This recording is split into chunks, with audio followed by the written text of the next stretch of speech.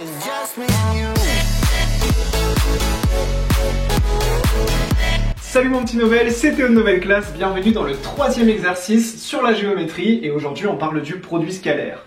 J'ai représenté ici un tétraèdre régulier, alors il n'est pas très régulier sur mon dessin, mais il faut considérer que c'est un tétraèdre régulier, c'est-à-dire que tous les côtés ont la même longueur et cette longueur elle est égale à 6. On aura donc AD qui vaut 6, AB qui vaut 6, etc., etc.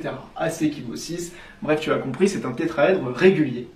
On nous demande de calculer l'angle IAJ, donc ici on a I le milieu de BC, J le milieu de CD, donc l'angle IAJ, je l'ai représenté en rouge, sachant qu'on sait que le produit scalaire de AI scalaire AJ, il est égal à 22,5. Bon alors, on parle d'angle, on parle de produit scalaire, évidemment on va utiliser la formule du produit scalaire qui concerne les angles. Je vais donc renoter la formule du produit scalaire de AI scalaire AJ, d'après ce qu'on a vu dans le cours, avec un angle. Ce produit scalaire, AI scalaire AJ, comme ceci, il est égal, on l'a vu dans le cours, à la norme de AI multipliée par la norme de AJ multipliée par le cosinus de l'angle IAJ. Ok, moi ce que je veux, la finalité de cet exercice, c'est trouver la valeur de mon angle. Je vais donc devoir trouver le cosinus de mon angle. Et qu'est-ce que je sais? Eh bien je sais que AI scalaire AJ, cette valeur-là, c'est égal à 22,5. Qu'est-ce qu'il me manque donc pour en déduire mon cosinus? Il me manque la valeur de la norme de AI et la valeur de la norme de AJ. Et une fois que j'aurai ces valeurs-là, je pourrai en déduire le cosinus de mon angle et donc la valeur de mon angle. Alors comment je vais faire pour calculer ces normes? Qu'est-ce que je peux faire? Eh bien ce que l'on voit, c'est qu'ici, AI, comme ceci, relie le sommet A au point I, comme ceci. Et puisque je suis dans le cas d'un tétraèdre régulier, je vais avoir ici une droite, AI, qui coupe BC orthogonalement, comme ceci. Ici, je vais avoir un angle droit. Et pourquoi? Pourquoi je le sais? Eh bien, tout simplement parce que c'est un tétraèdre régulier. Donc, tous les côtés font la même longueur. Et donc, voilà, BC fait également 6. Et donc, AI va couper BC perpendiculairement à celui-ci. Et donc là, ça va être des rappels de quatrième, puisque pour trouver la norme de AI et de AJ, on le rappelle, la norme c'est la longueur, je veux donc cette longueur-là, et bien je vais me placer dans ce triangle-ci, qui est donc un triangle rectangle, le triangle IBA.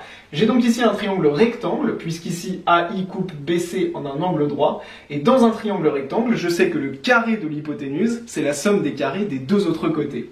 L'hypoténuse, c'est le côté qui est en face de l'angle droit, c'est donc BA. Je sais donc que BA au carré, c'est égal à AI au carré plus IB au carré, c'est-à-dire les deux autres côtés. IB au carré. Nickel, moi ce que je veux c'est la norme de AI, donc la longueur AI, et donc je vais pouvoir utiliser cette formule pour en déduire sa longueur. En effet, BA, je sais qu'il est de longueur 6, 6 au carré est donc égal à AI au carré plus IB, et IB c'est la moitié de BC qui est donc égal à 3 au carré.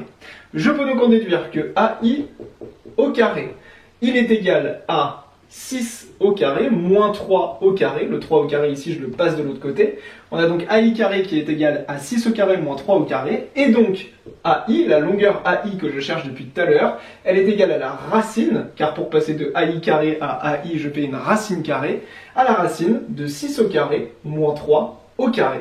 Et ça évidemment tu peux le faire à la calculatrice sans aucun problème, et ça te donne 3 racines de 3. Ça c'est le résultat que l'on cherchait. On sait donc que le côté AI a une longueur égale à 3 racines de 3. Et si tu regardes bien le dessin que j'ai réalisé, pour AJ c'est exactement la même chose, de manière parfaitement symétrique par rapport à AC. Je vais donc avoir ici un angle droit et exactement les mêmes longueurs. Dans le triangle JAD rectangle en J, eh bien je vais avoir AD qui vaut 6 et JD qui vaut 3, car J est au milieu, et donc je vais également obtenir à la calculatrice une norme AJ égale à 3 racines de 3. Donc c'était vraiment pour te rappeler déjà la notion de norme que je t'ai montré cet exercice, mais aussi pour te montrer qu'il faut un petit peu de jugeote et des fois revenir à des notions basiques qu'on a vues en quatrième, comme par exemple le théorème de Pythagore. À partir de là, rien de plus basique, je vais renoter ça de manière plus lisible. 22,5 est égal à 3 racines de 3, multiplié par 3 racines de 3, multiplié par le cosinus de IAJ. Je peux donc en déduire que le cosinus de IAJ est égal, si je passe ces deux facteurs-là de l'autre côté du signe d'égalité, à 22,5 divisé par 3 racines de 3 au carré. Et ce calcul, tu peux le faire à la calculatrice, bien évidemment, et il donne 5 sixièmes. On sait donc que le cosinus de IAJ est égal à 5 sixièmes. Ce calcul, je peux bien sûr le faire à la calculatrice. J'ai vu que mon cosinus est égal à 5 sixièmes. Pour en déduire la valeur de mon angle à l'intérieur, je vais faire un cosinus moins 1. Donc ici, par exemple, avec ma Casio 35+, je vais appuyer sur Shift, Cos, Shift Cos qui me donne donc un cosinus moins 1, qui va me permettre de calculer la valeur de mon angle.